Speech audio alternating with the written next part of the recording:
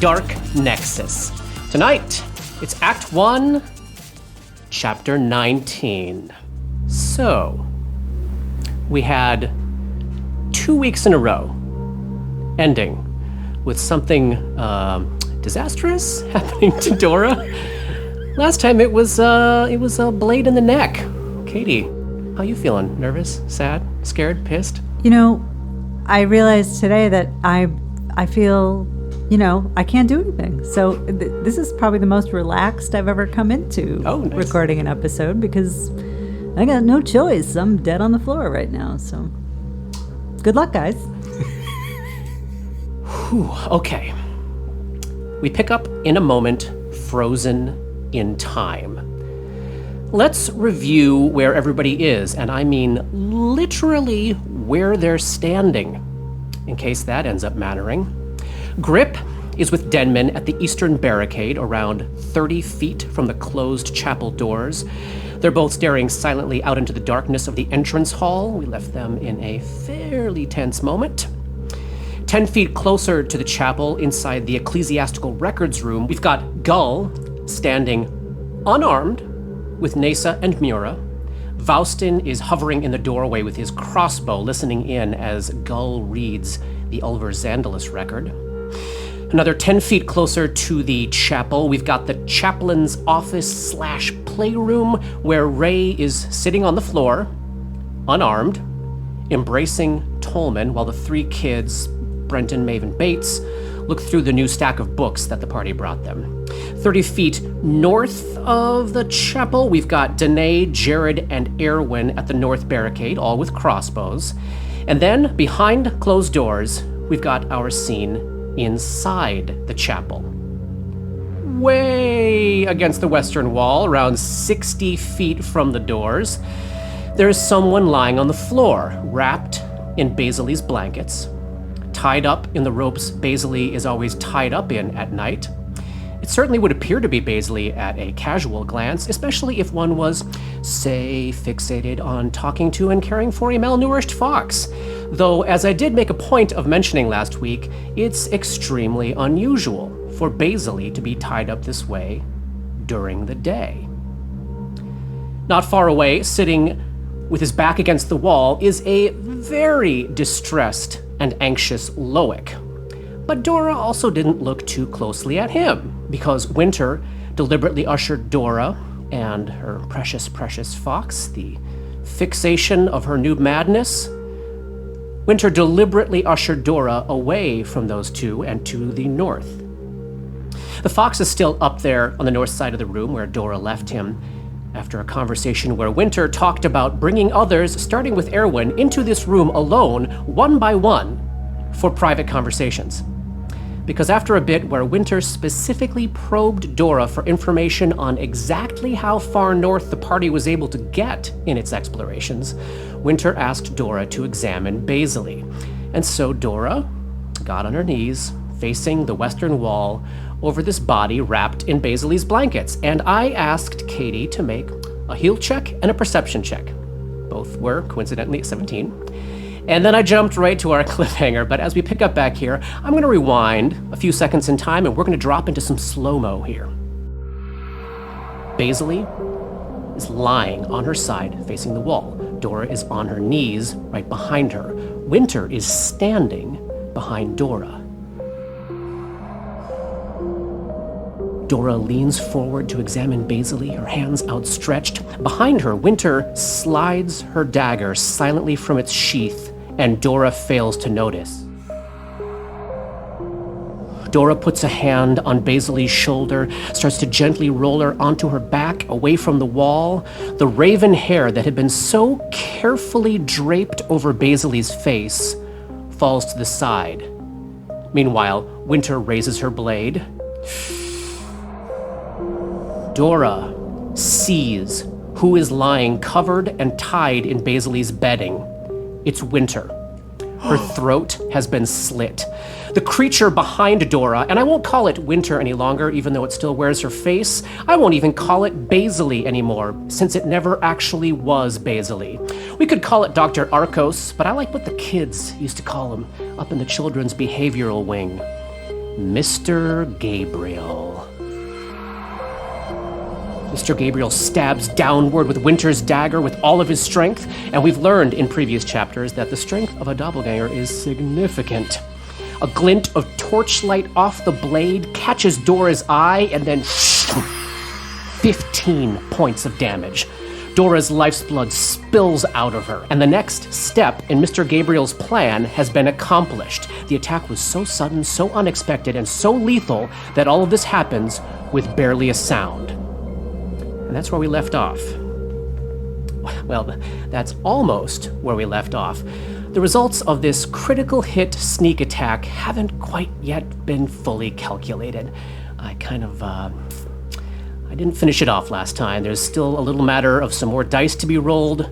4 more dice, in fact. Now, because this is a big moment, and we're all in this together, and I'm a jerk, and I don't want to be the one responsible for this part, I asked Katie to get out her big bowl of random dice. And I want each of you to close your eyes. I'm going to hand you a die that is not your own. You're going to all roll them to the center of the table. I'm going to cover them up so nobody can see what they personally rolled. It's like a firing squad situation here. Everybody's responsible. Nobody's responsible. Close your eyes, please. Well, I hate this. Johnny.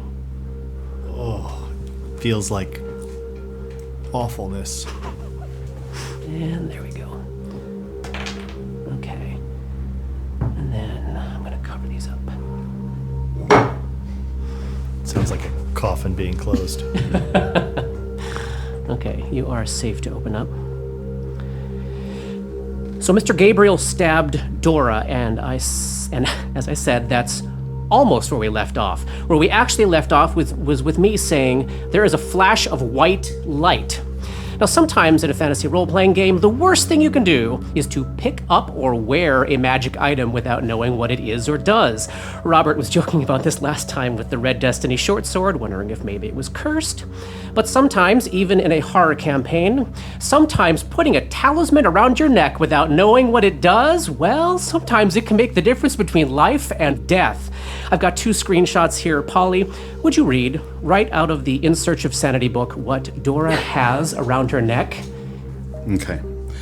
A braided leather cord, holding a lesser talisman of warrior's courage, and a lesser talisman of healing power. And why don't you read what the talisman of healing power does here on this sheet?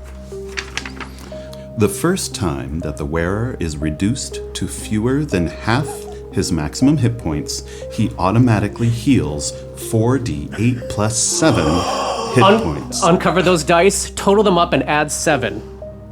What is it? 3, 6, 7, 15. And add how much? 7. 15 It plus doesn't 7, matter. 15 is enough. White light flashes. Dora heals back up to full. Her wounds close. The talisman of healing power crumbles to dust. Oh my gosh. And we're in combat. Katie, roll initiative for Dora. I guess you're gonna have to play now. I don't have anything left today. Except those hit points and a fox. 17. Okay. We're going to start with just the 2 of them because they're the only ones that are aware that combat is happening. I did pre-roll initiative for every single other person out here except for Mr. Gabriel. I did not pre-roll his initiative. You got a 17, Dora? I did. Oh my god, 17! Oh my god. Whoa, that got creepy. That's 4 consecutive rolls in a row, right? Wow. Yeah, did you roll anything other than a 17? Not last time, no. 3 consecutive 17s in a row. Okay. Round 1 starts with Dora on your knees behind a very startled and surprised doppelganger in the shape of Winter Klashka. What do you do? I have a question. Yeah. How many rounds do we think Tima was out? What's the total amount she can appear? It's like less than a minute, It right? is 6 rounds. 6 rounds, 36 seconds. I mean, I crossed them off. Oh, it's 5 rounds, so Oh, and you know what? no. Dora's body's exhausted. Yeah. Tima was emotionally drained by the end of all that. I think Yeah, she's. I I think think she's. She's not undercover here. at the moment. So it's Dora's voice Excellent. that screams at the top of her bloody lungs. Doppelganger in the chapel! Then she looks around for some rubble or something that weighs less than 5 fucking pounds Yep. and telekinetically throws it at him. So like the cooking pot from across the room by Yes. Winter's pallet. All right, give me that check. Because that's all I got are knacks. So you're 5 feet away. This would provoke.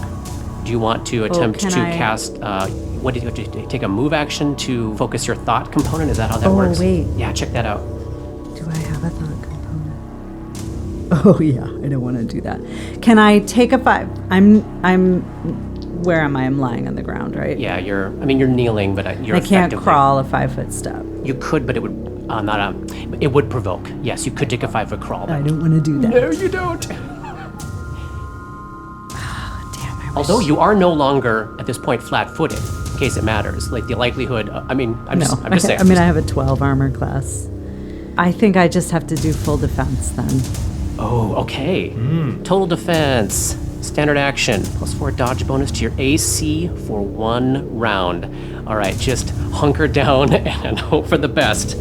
As you turn around, you scream, and then you see Mr. Gabriel's face, or Winters. You see Winters' face go breaks, snaps, cracks, and suddenly you're looking at this feminine body wrapped in this black leather and chain with this kind of pudgy, middle-aged, balding dude, like a Paul Giamatti.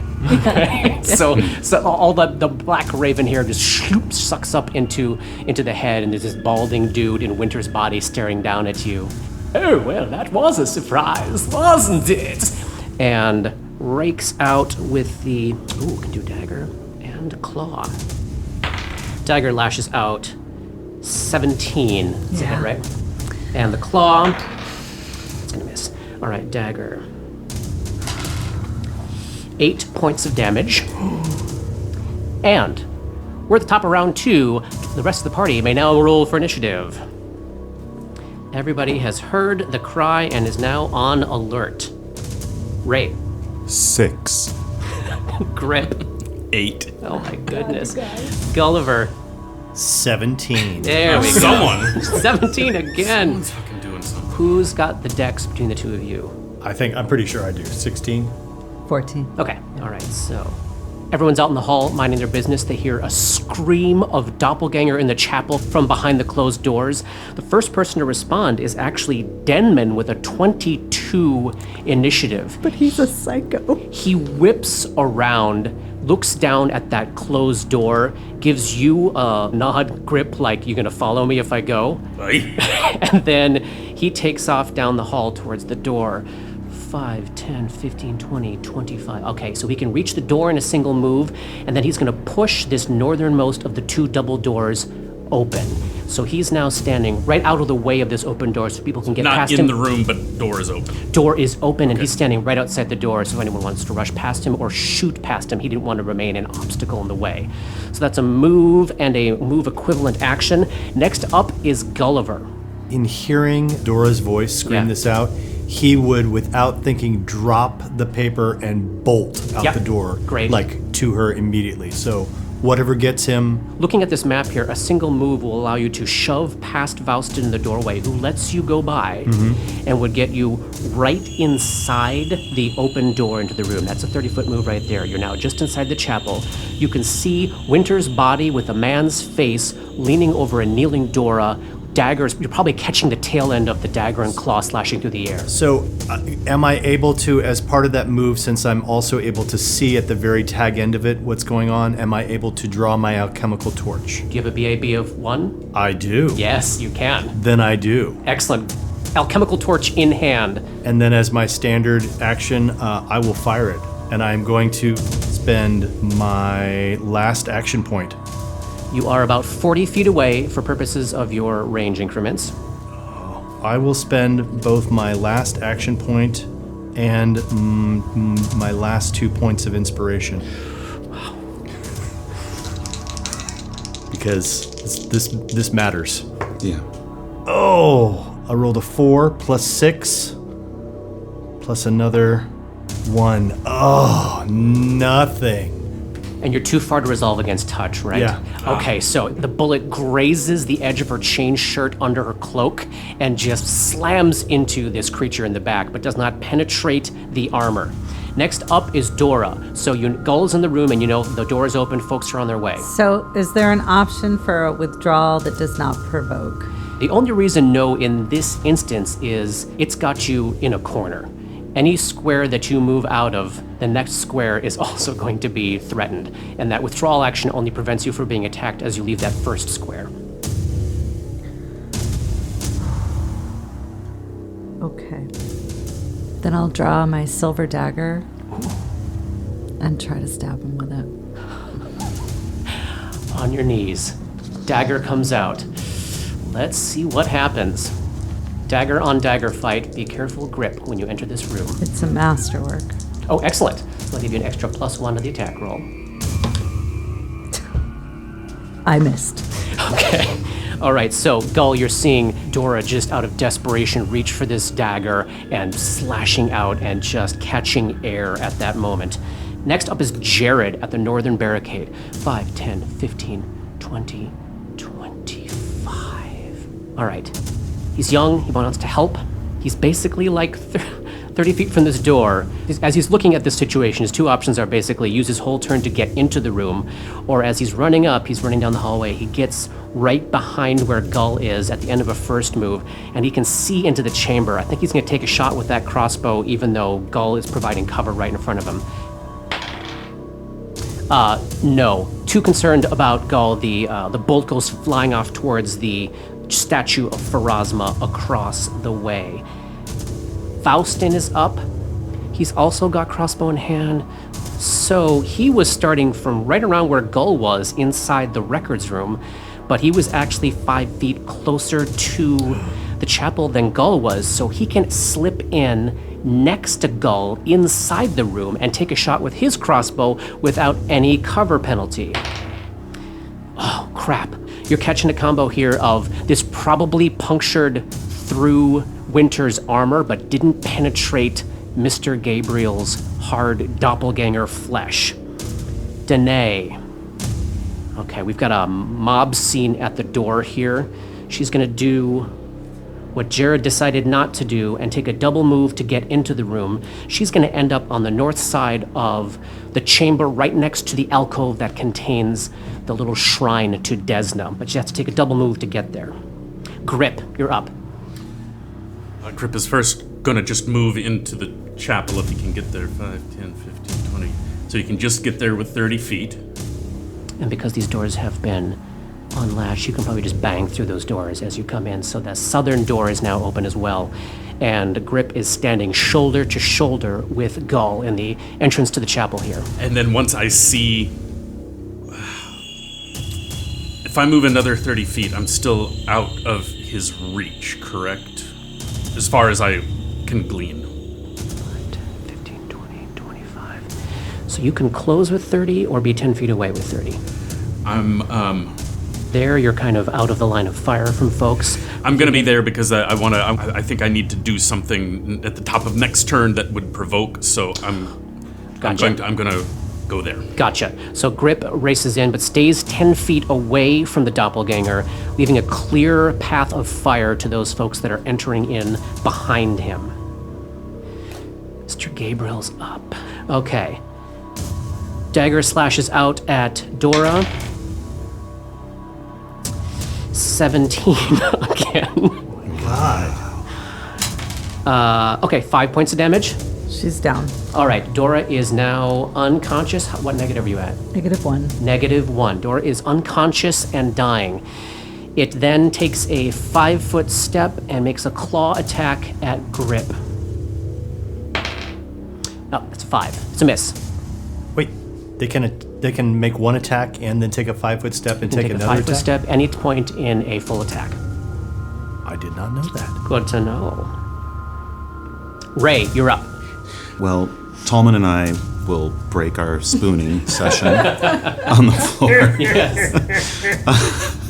And I need to get into as far into the room as possible. So you were on the ground. You got to take a move action to stand up. Mm-hmm. And then... move as far into the room as I can. What's your move speed? 30, but I've got penalty. 20 feet. 20. All right. So Ray is able to get out that doorway and into the entrance to the chapel. He is now standing shoulder to shoulder with Gull. And he goes, "No!" Mura is up next. It's both Mura and Nesa. So there were only 6 crossbows in this group, and they normally carry them, but they handed them over to others to do this records-keeping activity. So I think the 2 of them are just going to come out into the hallway to keep an eye on what's going on, and drawing their little improvised clubs as they go, table legs and the like. They've got hunks of wood that they're using as clubs. Tolman is next. He is going to usher the children into the back corner of the playroom here and stand next to the desk, blocking the way. Erwin, she's got a crossbow. 5, 10, 15, 20, 25, 30. Ooh. She's terrified. She's going to stay behind Jared in the hall and try to make a desperate shot between all these bodies, but it's a lot of cover there. Yeah, no. And then Loic is just shaking his head, holding his arms out. No. Doesn't seem to be looking at what's happening right in front of him, but he's clearly distressed. He's picking up the emotion of what's happening in the room. Can probably just smell Dora's blood as it spills out onto the floor. All right, lots of folks in this combat, but that's the end of round 2. We start round 3 with a whole ton of people in this room. Most importantly, all the members of this party. Dora is at negative hit points and dying, and we pick back up with Denman. Oh, he hasn't shot yet, has he? No, he just moved and opened the door. Great, so he can move into the room. Yeah, he's gonna mirror what Vouston did. Vouston came in and got to the north of the doorway. Denman's gonna come in, squeeze past Ray, and go to the south of the doorway. So we've got a nice line now of Den, Ray, Gull, and Vouston. And Den can take a shot in the clear at the doppelganger. 19 on the die. That's gotta be a hit. Come on, That is a hit from Den. Right on. For one of you roll damage. 1d8. This is a light crossbrow. Roll it, Key. 8. 8 points of damage. These are Denman's dice. As the bolt slams into the doppelganger right into the right side. The bolt just goes through the armor, through its flesh, lodges in his right hip. Next, Gulliver. How close am I now? Am I within 5, 10, 15, 20, 30, 35 feet. 35 feet? I'm going to move up. No, I have to reload as a move action. As a move action, right. In this moment, can I draw my dagger as part of a charge? Yeah, absolutely. Then he would draw the dagger and charge. Nice. Do you want to end up here or here? There. Right there. All right. So we're getting into a position where we're looking to head up maybe down the road in the next round, a flank here as Gulliver charges in. +2 bonus on the attack roll, and you'll take a -2 penalty to your AC until the top of your next turn.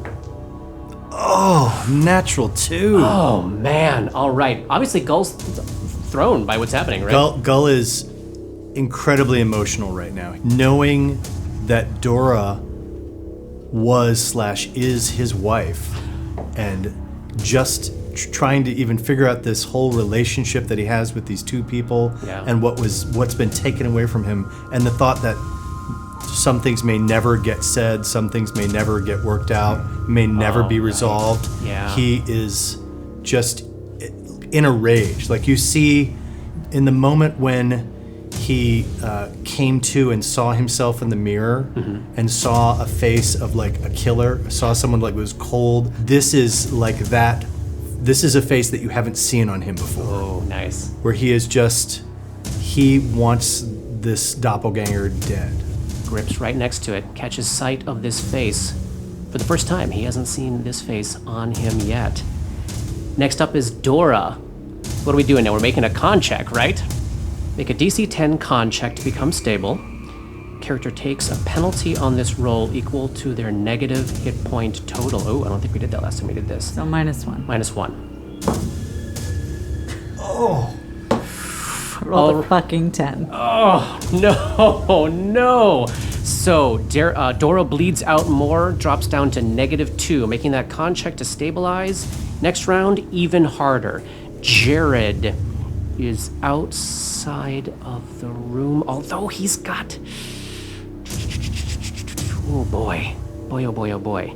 He missed pretty spectacularly last time. I don't think he's going to try to take another shot through all these bodies. Jared's going to move into the room about 15 feet or so and go shoulder to shoulder with Danae and reload his crossbow as a move action. Vouston, well, fuck it. He's going to reload and shoot through all these bodies. He's going to take that penalty because he is a trained fighter. He's outside of point blank range, so we won't get to use his point blank shot feat, but that's good on the die. Hit! Excellent! Another 1d8. You want to roll that, Katie? 6. 6 points of damage. Fantastic. As another bolt goes It's fun to get to do stuff. when you're dying, bolt lodges right into the doppelganger's right shoulder. So now it's got bolt sticking out of the hip, bolt sticking out of the shoulder. Danae is up. Danae is going to take a shot. She's got a line there. Nope, she misses. A bolt goes flying. Grip, you are up. Brawler's Flurry, full attack, or that's a standard, that's like a regular attack? Full attack. Yeah. You're juggling the do I want to do a learn a feat versus just attack, make a full round attack. Yeah. I had also considered, I'm considering chugging the potion of protection from evil, but I don't know if I want to spare the time for that. I hate to throw another wrinkle in, but I am holding a dagger.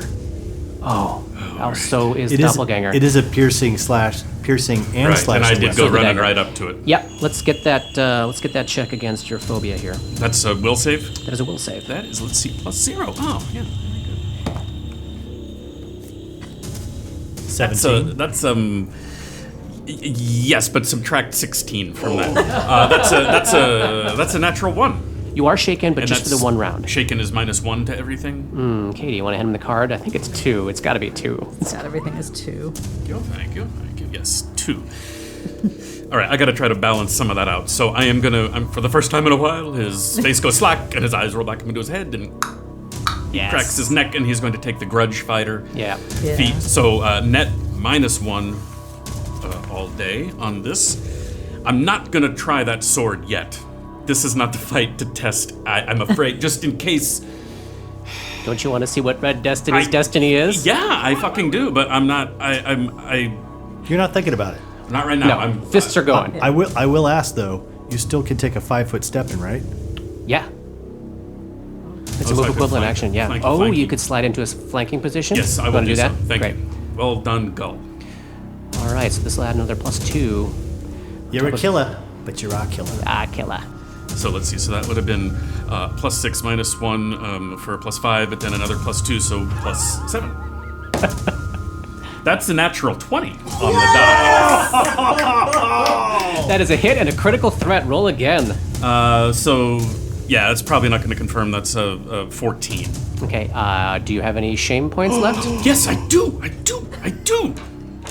I'm ashamed. But you forgot you had some left. Another 2, so 16. Not enough. All right, okay. so just but a hit. It is But a a hit. a palpable hit. And that's max damage for 6 + 3 is 9 plus another 1 is 10. 10 points of damage. As all of these big blows have been described as going right in these people's faces, I think that's a blow in the face. And like this my Paul favorite Giamatti's place to face hit. gets kind of like mushed back into like It's like Loki. yeah, Gets hit in that first episode. yeah. He's not looking too sharp, but the blood is up, the bloodlust is up, and he is up. Spins around, dagger lashes out at you. Grip. 14. No, miss. Claw. 19. That'll hit. Okay. Ray, you're up. Is there any way that I can get... Oh, How much damage? Let's roll that, shall we? Why do you ask stuff like that? Because it's... Good storytelling. He's committed. Thank you for asking. It was 10 points of damage. You almost caught me forgetting. Wow. Thank you for your honesty. Ray, you're up. Is it possible for me to get within close range of Dora? Oh, yeah. All you have to do is move up 10 feet right next to Jared there. Can you put me there, please? I can. Awesome. So, story-wise, this is how it works out.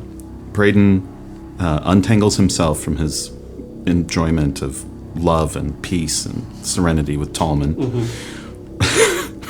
Runs into the room, sees his mother figure person on the floor, goes, "No!" Screams, runs forward, slides on his knees on the floor, gesturing his hands towards her like a flash dance video. and this like burst of white light extends from his body towards her and stabilizes her. Nice! Excellent. Dora is Thank stable you. at -2 hit points, no longer in danger of bleeding out. Nasa and Mura hanging back with Erwin. Tolman's got the kids. Erwin's going to reload and hang with Nasa and Mura. So there's a whole bunch of unarmed people back to the east there. The children, Nasa, Mura. I think Erwin she's putting on her toughest face there, and she's going to defend the group of unarmed civilians back there. Second line of defense. Okay. All right, we're at the top of round 4. Den is up. He is going to race across the way to the north of the room, a little past Danae and Jared, and reload his crossbow. Next up is Gull. Gull is going to stab. Currently Stab. flanking the doppelganger with grip.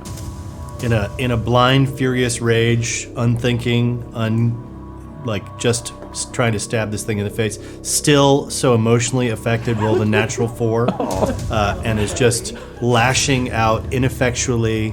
I think he's probably crying. There are like tears running down his face. Yeah. And he's just going like stabbing, going no, just.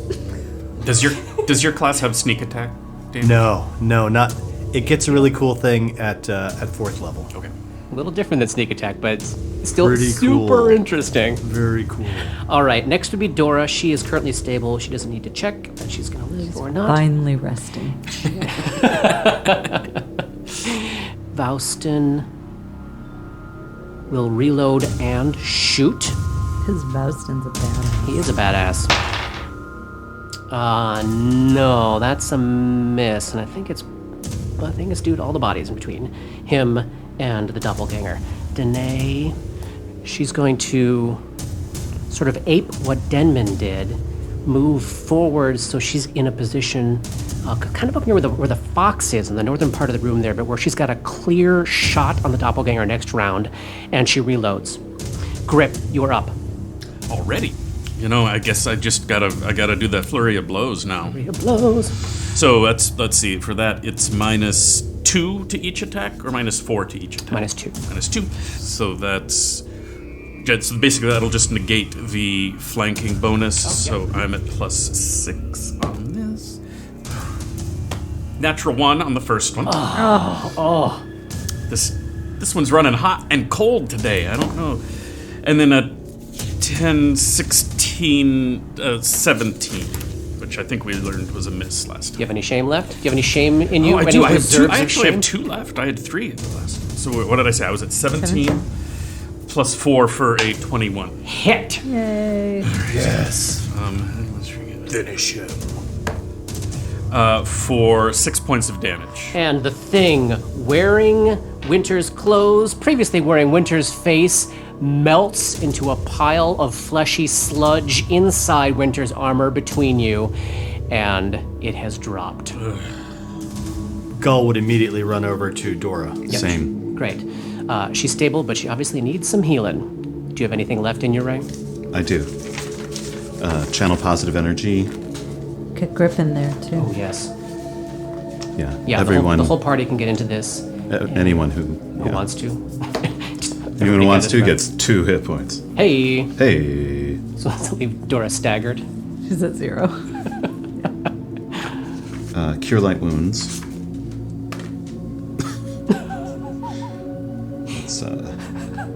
It's 2 points. Yes. Okay. Well, that's 3. That's enough. It's 3. It's 3. You get to add your level. Your second Oh, level. right. Yeah. Yes. Okay, so that's 3 points. So she wakes up Yes. and she sees everybody around her, and she's reaching for them, very weak and quite a mess. Yes. They've lost winter. They need reassurance. They need protection. Take care of them, Ray. And then she kind of So at this moment, it actually is just the group of you down in this corner with Winter's corpse, the doppelganger corpse, and Loic nearby, and the rest of the group that's in the room is sort of ringing the chamber further away. So you can have this little private moment there for sure. What was Loic doing during all of this? Staring off into space between what was happening and moaning and expressing concern and fear, but he doesn't seem to be, he's not fully. He spends most of his probably time. watched Winter get killed. He probably watched Winter get killed. Dora, you may or may not notice this, but Gull actually has you sort of up underneath him, like, She notices. okay. He's not flinching, She's he's just... extraordinarily appreciative of all of you at this moment. And into that little scene there, the fox comes like dragging itself She reaches out down the way and crawls into your arms, Dora. I'm going to stand and face the crowd and sort of take the temperature of their faces. What do they seem to be feeling and thinking right now? So Danae and Denman and Jared are the closest. They've got their crossbows out. None of them clearly combatants, but they've obviously practiced with the crossbows enough to sort of use them. They're in shock, absolute shock. And they were clearly terrified for their lives, but they still ran into this room. Across the way, you see Faustin lock eyes with you. Now, this is a man who's clearly seen combat before. This is a man who's clearly seen bloodshed before. This was the man who was sort of Winter's second in charge, it sounded like. But you see Faustin lock eyes with you and give you a, are you taking this moment or am I taking this moment kind of look. And then in the back, like out in the hallway, you can see Erwin, Mura, and Nasa just cautiously poking their heads in the room as they're detecting that things seem to have quieted down. Yeah. Faustin, Faustin approaches. are you clear on what happened here? Do you understand what we were just fighting? Is that Winter's body in the corner there? Yes. So this was Baisley then? Yes. How do we know which one of us is one of these things? She's never left our sight the whole time we've been in here. She was one of these things the whole time. He's clearly all wound up, but trying to keep his voice down so as to not spread any panic. She behaved strangely the entire time, yes? Yeah. Faustin just looks his head around the corner at Loic, who's staring off into space, and doesn't say much more than that. Yeah. As to remind you, you are in an insane asylum. Yeah, right. Quick question about that. I know that Yeah. we had made checks on doppelgangers when we first encountered them at level 1. Did we ever make knowledge checks at level 2 to see if there was anything else that we knew about them? I don't remember if we did or not, but this feels like a fine we moment to do that. Actually make knowledge checks on doppelgangers? Because as I recall, it's knowledge nature. Which and nobody had at first Nobody level. had. Nobody had it. And we have a few people that have it now. Let's make a check. Oh, I've got knowledge nature now. Let's make a check. So they're saying it was Baisley was one of them. Yeah, the whole time. That's what it sounds like, yeah. That's going to be 19. 16. Oh, natural 20. Boom. 24. So, some things that do bubble up in both your memory about doppelgangers and what they have, how they function, what they can do.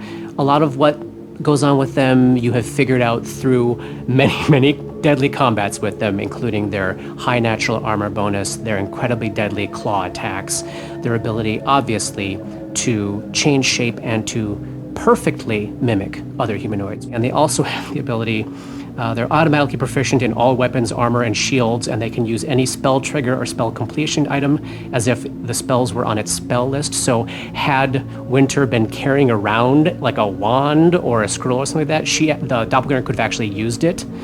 You do recall that doppelgangers are able to detect thoughts at will. You can probably start to put together a little story for yourself about how perhaps whatever went down today, this creature realized it had a window of opportunity, probably using its detect thoughts ability and its incredible bluff, disguise, and sense motive skills. What would be of interest here would be to come up with a way to make a doppelganger test, right? Yeah. Which is not in the book. So I think that for ourselves, we know in the rules, in the fiction that I've set up so far, we know that when they die in this world, they transform back to this weird, white, fleshy, goo alien shape. So maybe it'd be something about like you have to remove a piece of flesh from you and let it die. I was going to say, have we noticed that every time we hit them, that's when they start to change? I feel like that happened with Dr. Skane, and it happened with Dr. Latchkey, and it just happened now with this one. I think you might. So we could do the thing. We could actually do the thing from the thing where we all cut ourselves Right. and heat up our blood and see if we all freak See out. what sizzles. And Yeah. As you've started to piece together what these things are doing and how they're responding, I think Dora might get the idea in her head that these particular doppelgangers, who were all these high-level, high-paid, highly intelligent, highly trained surgeons in some case, psychiatrists in other case, that their ego was so strong they could not stomach a situation where they got the best of somebody and that person didn't see who they truly were. That it was all, like what was happening with them was all about a psychological desire to terrify you with the awesomeness of their own presence. That this was almost a sick need on their part, not necessarily a biological function of what was happening. Like an actual serial killer. Yeah. Like, you will look me in the eyes and see what I did to you. Is Mr. Gabriel a name we have heard already? No. I think as you ask around a little bit, you would find out, and it's probably mediated through Tolman. The kids, particularly Maeve, knew Mr. Gabriel. He seemed to be a therapist in the children's wing, which is where Maeve was. Much loved, gentle, sweet guy. And Tolman would strongly urge that, not discuss around the children who this was, what became of Mr. Gabriel. I love his song, Salisbury Hill. So Dora can obviously First detect name was Peter, right? thoughts. But not at will. Not at will, but we may be resting for a few days, at least a day, which is a day's worth of spells that she has. And as we discussed last time, Yeah. I can use those spell slots to detect thoughts. Pump them all into detect thoughts. And I think the result of your knowledge check would be if you wanted to do things straight out of the thing, where you cut pieces off everybody takes 1 point of damage, and you watch what happens to the flesh. That could also be definitive, but you're gonna have to do that point of damage. So maybe not to the kids. Your decision. And with people like Erwin, That could be touchy. and with Loic, who cannot understand. Right? That's very disturbing. Well, maybe those you are the have ones that the detect thoughts are used on. You have already touched into Loic's mind. Yeah, I couldn't remember if I'd actually touched into his mind or... Yeah, you did detect Did? thoughts. Yeah. Yeah. It was like the first day of second level, wasn't it? I couldn't remember if I used, hypnotism or something. You were on him going that, to do that. Yeah. You tried to detect his thoughts, I believe, and Yeah, then you yeah. learned, Like his he's seeing his sister, sister, yeah. and he wants the sound of rain. So based on that, He's not a doppelganger. Okay. You have you know that for sure. Dora will assure the others that at least at that point, he was not.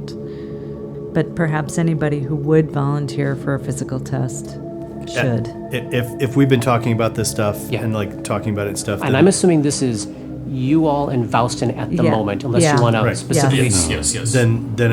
As we're talking about this, then Gull will literally take his dagger out Yeah. and slice like a chunk off of his hand. All right. Like, Does 1 point of damage to himself.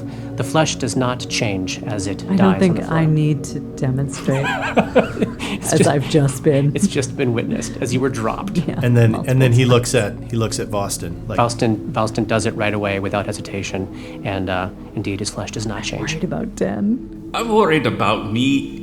How are we going to cut it off meat? I'm going to freak the fuck right out. We can poke it with your short sword.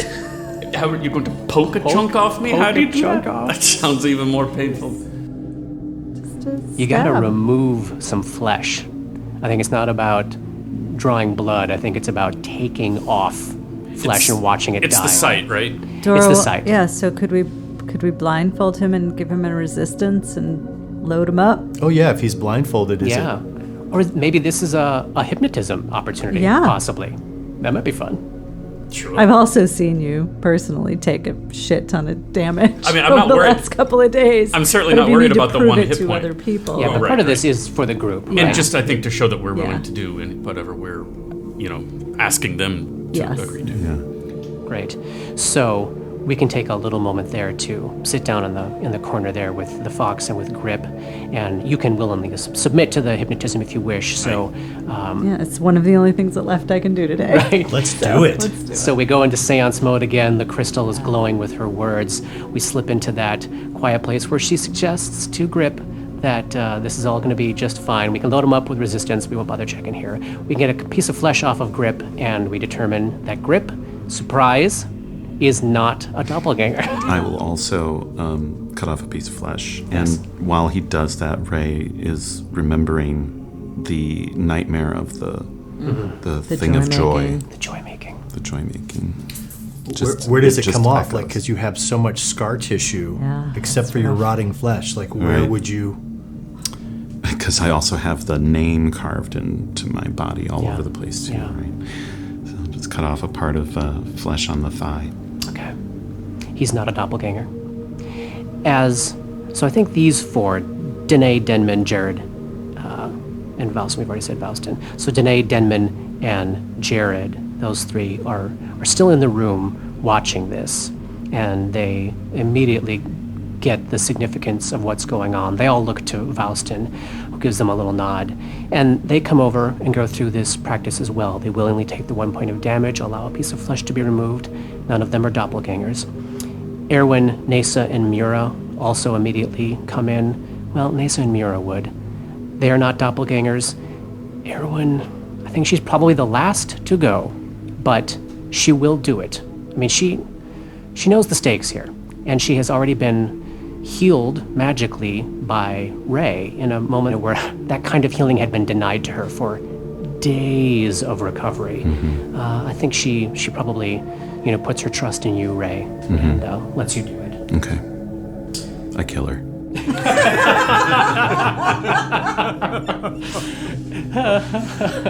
You guys, if I can use prognostication today, I will have used literally everything that I can do today. Every skill unlock. Yes. Well, we have to do it. I mean, What does prognostication do again? I Remind think us. that's the finger bones. That's tossing right. osteomancy to tell somebody's future. Right. Read that thing. Tell us what it does. So wait, before you do that, Yeah, who let's- has not been? So you can check Tolman. Tolman. So let's say at the end of this exercise, all that remains are the 3 children, and we were thinking, what I was hearing was Katie saying maybe you should use detect thoughts on them tomorrow, but whatever you want, however you want to handle it.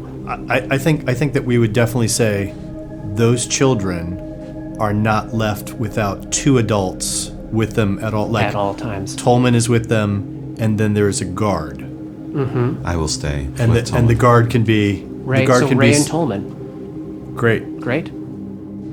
I mean, the prognostication would give me, at the lowest, an alignment. Do you read people? Is that what you do? What does it do? Once per day, Dora can predict a creature's fortune for the near future. It's 10 minutes. You make a secret sense motive check. The result of the check can give her basic insight into the subject's nature, including its alignment, class, levels, or hit dice, and might reveal clues to the creature's immediate future. So it's like an augury. Oh, but on a specific person. That's fun. So- it's like an augury, but like, tell me about what's going to happen to this one person, roll the bones, and Yeah. that's fun. So, that might be fun for one of the children, Yeah. an alternative. Well, Bates has been looking for a toy. This Yeah. would be something he could do with his hands. Yeah. So you wanna call him in? Yeah. Yes, Miss Dora. I hear you wanted to show something to me. I thought we might play a little game. Oh, well, see, Maeve hasn't been letting me play with everything that I want to play with. I'm very excited to play with it. I've got something that can distract Maeve, too. Oh, She looks to Gulliver and yeah. points to her head like the tiara we found. perhaps. Gull reaches into his sack and don't- pulls out, just like makes a beeline into the other room to give space. Great. Maeve grabs it out of your hands, very excited. I'm going to read his fortune. To the fox. Yes, of Yes. course. So she pulls out her bag of polished halfling finger bones. Yeah, this is a new ritual. How does this This one work? is 10 minutes. So I think she'll get a little ghost sound of soft music going. Yeah. To just sort of start like a hum and invite him to join in. So they're making like a little harmony together. Oh, nice. Yeah, he joins in eagerly. And I'm guessing that the both of them go into a state so that those 10 minutes don't feel like 10 minutes. And at the end of it, I don't know what happens with osteomancy. Do you literally like toss bones, Roll or the does he bones. do it? Can he do it? You're doing it about somebody So, else. So you can can I have, have maybe him, he like- holds the bones and then gives them to you and you throw them or something, or like the 10 Yeah, minutes like are used she's to like asking attune to him. to think about the bones and Yeah. what they look like and who maybe they belong to. They're not scary looking, right? Because they're like polished. They look like, Yeah, if the way you're pieces of presenting them, ivory, they like- wouldn't be horrifying. So no. she's inviting him to think about whether that person had a family and what were they like, or were they alone, or did they sing, or did they, she's inviting him to sort of tell this story about the bones, which is all a distraction, so that she can sort of understand how he tells stories. And the story that he's creating for these bones is maybe the story of how he thinks of himself, or what he wants for himself, or his dreams, or something, Yeah. So that's where that energy is like infusing those bones. And Awesome. then at the end of it, she takes them and Tosses them. tosses them on the ground. What's your sense motive bonus? Well, it's +6, but I get a +2 for having these really nice bones. Oh, great. So +8. Yes. And this is one I'm going to roll secretly Yep. because the I don't wanna result know his can HD. yield things. 8, you say? Yes. Okay. All right, so as you stare down onto the floor to the spread of these finger bones, they seem to take the shape. Yeah, they're clearly, it's almost like they've fallen into a profile view of Bates's face, and also like a outline of Bates standing, and also a suggestion of what Bates looks like when he's sitting cross-legged, and what Bates looked like the moment he was born. And it's almost like you're seeing multiple dimensions of how these bones could have fallen, might possibly fall, and you see Bates in all of them.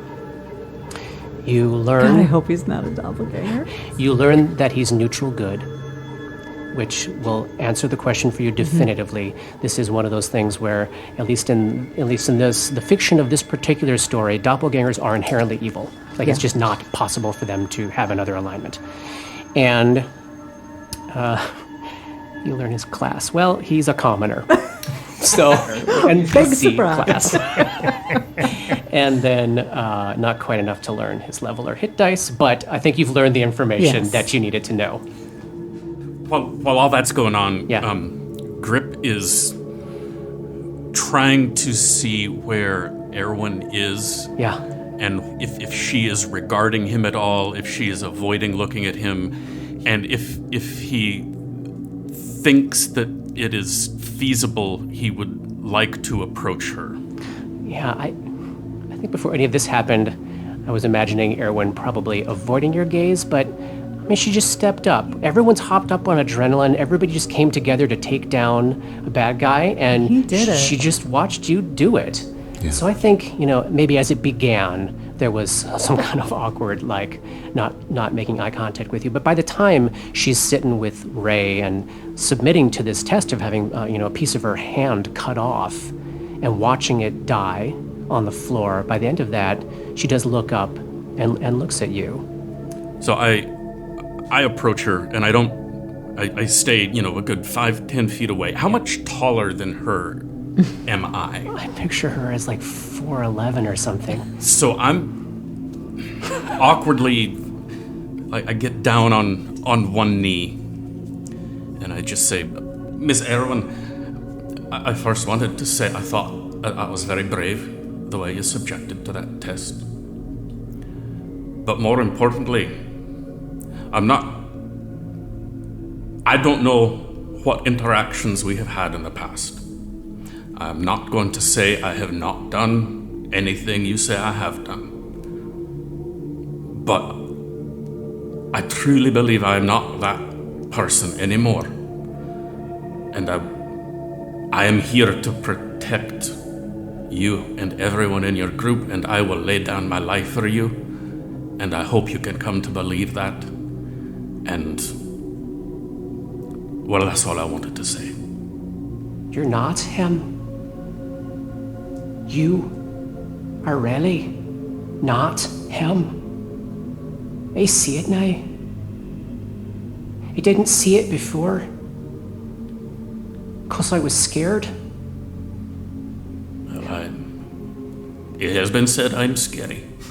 Cannot say you won't see me do another scary thing, but it will never be towards you or anyone in this room. I believe you. I believe you, I do. Thank you.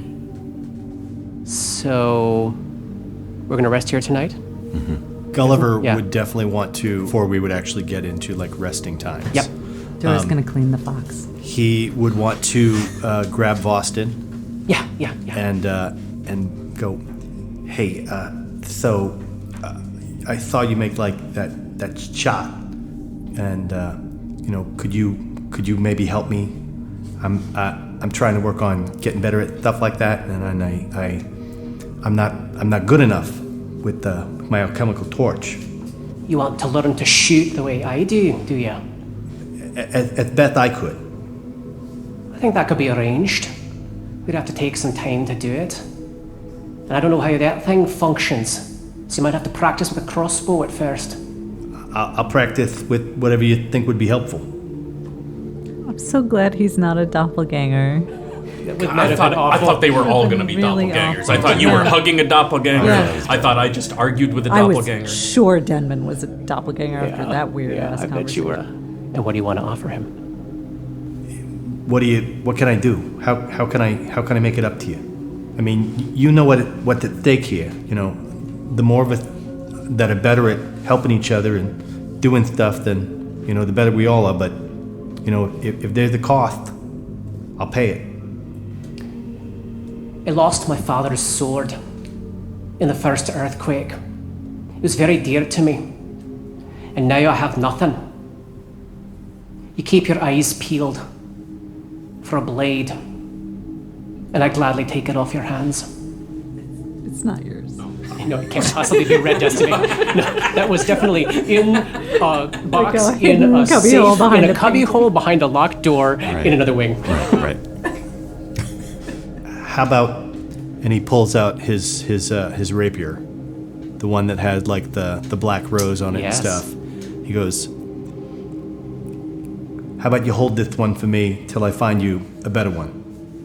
Well, that's much better than what I have right now, he says, brandishing a table leg with a nail sticking out. yeah. Yeah.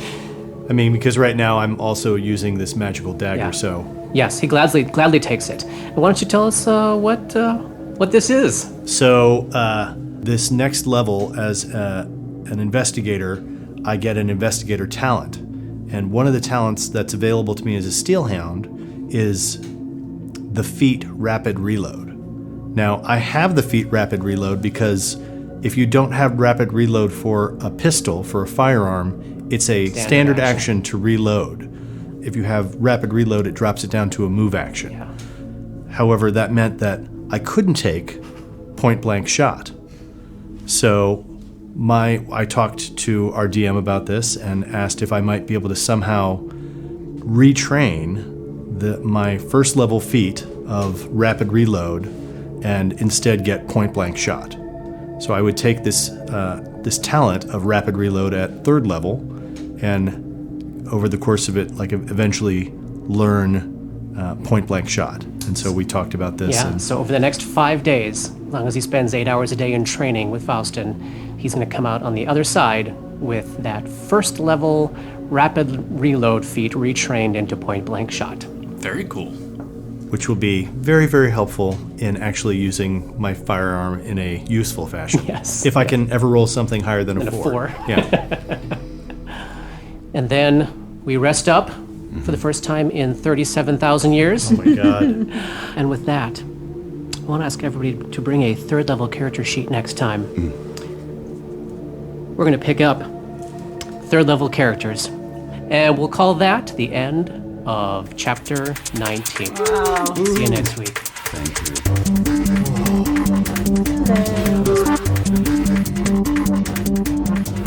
Dark Nexus is a creation of Plug and Hum Productions.